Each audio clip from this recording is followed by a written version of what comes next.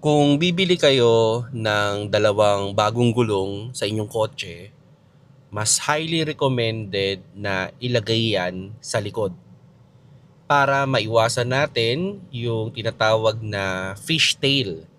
Kasi kung yung harap ang dumulas, pwede nating makontrol ng steering. Pero pag yung likod ang dumulas, pwedeng hindi natin makontrol yung sasakyan. Hello mga paps, I'm Kuya Shane at yon may na-post tayong isang scenario no na kung magpapalit nga daw ng dalawang gulong saan nga ba dapat ilagay? Sa harap or sa likod? Actually sa mga kotse na hindi masyadong gamit hindi ito masyadong issue kasi normally hindi naman sila naninipisan ng gulong else na-expirean sila ng gulong. Kasi based nga doon sa mga manufacturer, tutusin wala namang expiration talaga ang gulong. Pero once na nilagay na natin yan sa ating sasakyan at naikabit na yan, na-expose na yan sa hangin, sa init, sa lamig, so ang highly recommended is 5 taon lang sana sa loob ng ating sasakyan o sa ating sasakyan yung gulong natin. Pero yun nga, paano kung tipid mode? So, dalawang gulong lang yung kayang palitan muna. So, saan nga ba dapat nilalagay yung bago? Sa harap ba or sa likod? Isa sa mga misconception talaga ng mga driver, dapat daw sa harap ilalagay. Kasi daw yun nga, para maiwasan nga daw yung baka kung luma yung nasa harap, baka pumutok yung gulong, 'di ba? Or halimbawa, baka umislide daw yung gulong kasi kumbaga luma yung nandun sa harap. So, yun yung isang misconception ano kasi ba't ka naman maglalagay ng gulong na pumuputok? 'Di ba? Ibig sabihin nun, yung nilagay mong gulong is may problema. So, kailangan mong palitan. Yan naman yon. Pero, kung isa-search ninyo, kahit saan nyo pa i-search yan, ang highly recommended talaga na yung gulong na bago ay dapat yan nilalagay sa likod. Kasi yung likod natin o yung likod na gulong natin, siya yung parang stabilizer ng ating sasakyan. So, yun nga kung harap yung dumudulas, nakokontrol pa ng steering, nako-correct. 'Di ba? Kasi yun nga, ini-steer natin. Pero yung likod, pag dumulas yan, wala na tayong control. So kung mapapansin ninyo, bakit doon sa mga performance car, lagi mas makapal yung sa likod na gulong. Kasi nga, nandun talaga yung, yung sabihin na natin, nandun yung talagang balanse ng sasakyan na tumakbo ng maayos. Pag yun ang dumulas, yung likod, hindi na makokontrol yung sasakyan. Yan yung isang idea rin yan, no? Kaya yun mga paps, no, kung magpapalit man kayo, kung dalawang gulong lang yung balak ninyong palitan, mas okay na sa likod nyo ilagay yung bago. Then, yung sa harap yung luma. Pero yun nga, siguraduhin nyo lang na yung ilalagay nyo sa harap ay yung okay na gulong din naman, yung hindi puputok. Pero ako, ito personal opinion ko lang to, no. Like, kung front wheel drive yung sasakyan ko, like ito sedan, yan yung aking Avanza, mga front wheel drive yan. Talagang ang ginagawa ko diyan, sa likod talaga yung laging bago.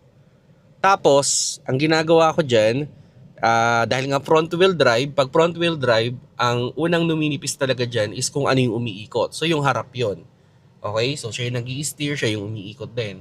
So, ginagawa ko diyan, sabihin natin, nagkaroon ako ulit ng budget, bibili na naman ako ng bago. So, yung nasa likod ko na dati, ilalagay ko na naman sa harap yon. Then, yung bago na naman lalagay ko sa harap. So, ganun ng ganun. Pag padalawa-dalawa yung palit ko. So, kumbaga, laging bago yung likod, tapos ilalagay doon sa harap. Ganun yung sistema ko ha.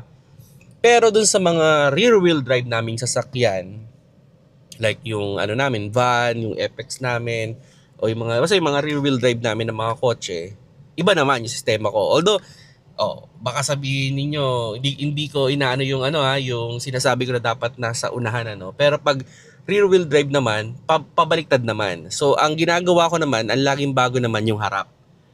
Tapos pag bumili ako ng another na bago, yung nasa harap ilalagay ko na naman sa likod. So ganoon naman yung sistema. Kumbaga, depende talaga dun sa klase ng kotse. Okay, pero ang pinaka bottom line dito, huwag tayong maglalagay ng gulong na alanganin. Yun yung pinaka bottom line na no. Kung sa tingin niyo alanganin na yung gulong, palitan nyo na lang lahat. Okay? Pero kung sabihin natin ito pwede pa, ito bago, kaya kong bilhan ng dalawa, di okay. So depende dun sa kotse. Okay? Depende dun sa kung front wheel drive siya o rear wheel drive.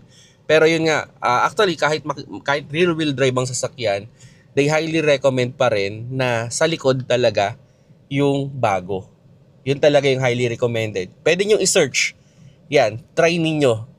Ano, kahit kay ChatGPT pa, kay Gemini, mga AI ninyo, kahit pa sa Google, itanong nyo dyan. Tapos balikan nyo ako kung tama o mali sinasabi ko. Actually, that's one of the misconception talaga pagdating sa gulong, na ang paniniwala ng marami dapat ang lagi daw bago ay yung harap. Technically, oo na, pag nasabugan ka ng gulong sa harap, delikado nga naman talaga. Kasi nga, pwedeng, ano yan kumbaga, mawalan ka ng control. Pero, yun nga ang laban naman namin dito is, bakit ka maglalagay ng gulong na alanganin? Syempre, dapat hindi. Kung alanganin na lahat ng gulong mo, sabay-sabay mong palitan. Yun lang yung idea doon, ano. Marami, siguro, sa nabasa kong comment doon, siguro, mga 70% o 80% naniniwala na dapat sa harap yung bago.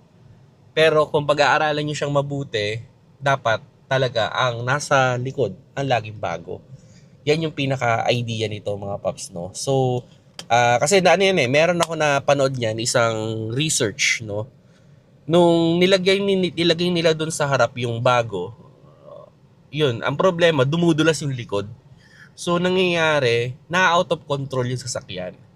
Pero nung nilagay nila yung bago doon sa likod, tapos sa harap yung luma, dahil nga nako-correct naman yung pag-slide ng harap, so mas control nila yung sasakyan. So yun yung idea, no. Kumbaga, wag na wag kayong maglalagay ng gulong na wala ng, sabi nga, wala ng groove o wala ng spike sa likod. Kasi pag yan umi-slide yan, sumasayaw yan. So ang tendency no, pag sumayaw yan, hindi mo makokontrol yun. Hindi mo na makokontrol yung sasakyan mo. 'Di ba? So syempre ang pinaka-importante talaga is yung control din ng kotse. So yan yung pinaka-idea, no? So yun, ano, ayun, sana mas nalinawan tayo. You can do some search naman. Wala namang problema doon. Actually, ni-research ko rin naman. Kumbaga, nanood din ako ng mga sample. And yun nga yung tinatawag nila, nagpi-fishtail. So yun na yung sumasayaw nga yung likod. Pag sakali yung likod ang dumudulas. Unlike nung harap, kahit dumudulas siya, nakukorek kasi ng steering ng driver. So, okay na okay lang. Pero pag yung likod ang dumulas, yun ang hindi okay. So, yan mga paps, no? Sana nakakuha kayo ng konting idea. Alam ko, marami pa rin magko-comment dito na hindi totoo, pero you can do some research na lang para at least makita nyo rin kung ano ba talaga yung tama at mali pagdating sa gulong. Kung nagustuhan nyo yung video, pakilike na lang mga paps.